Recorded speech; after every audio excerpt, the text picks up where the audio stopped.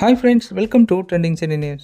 ஜீ தமிழில் ஒளிபரப்பாயிட்டு இருக்க சீரியல்களுடைய டிஆர்பி ரேட்டிங் வந்துட்டு இந்த வீடியோவில் பார்க்கலாம். லாஸ்ட் வீக்லேருந்து இந்த வீக் வந்து ரொம்பவும் சேஞ்சஸ் நிறைய இருக்குது.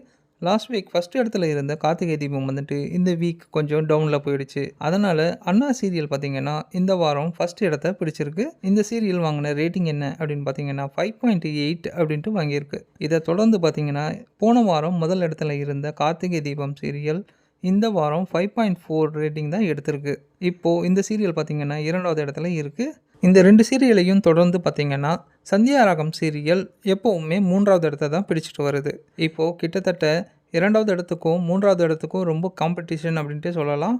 0.2 அப்படின்ற கேப்பில் தான் வந்துட்டு கார்த்திகை தீபம் 2வது இடத்துல இருக்குது. இதை தொடர்ந்து 3வது இடத்துல பார்த்தீங்கன்னா சந்தியா ராகம் சீரியல் வந்து 5.4 ரேட்டிங் வாங்கியிருக்கு. சந்தியா ராகம் சீரியலை தொடர்ந்து வீரா சீரியல் 5 பாயிண்ட்டை வாங்கி 4வது இடத்த பிடிச்சிருக்கு.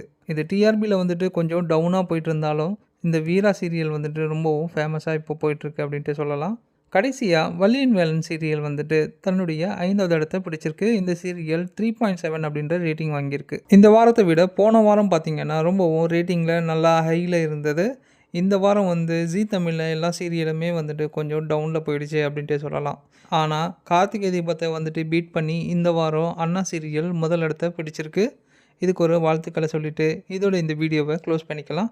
இதுக்கு அடுத்ததாக அடுத்த வாரம் எந்தெந்த சீரியல் எந்தெந்த இடத்த பிடிச்சிருக்கு அப்படின்றது இன்னொரு வீடியோவில் பார்க்கலாம். உங்களுக்கு ஃபேமஸான சீரியல் எது அப்படின்றத மறக்காமல் கமெண்ட் பண்ணுங்கள். தேங்க்யூ ஃபார் வாட்சிங் ஃப்ரெண்ட்ஸ்.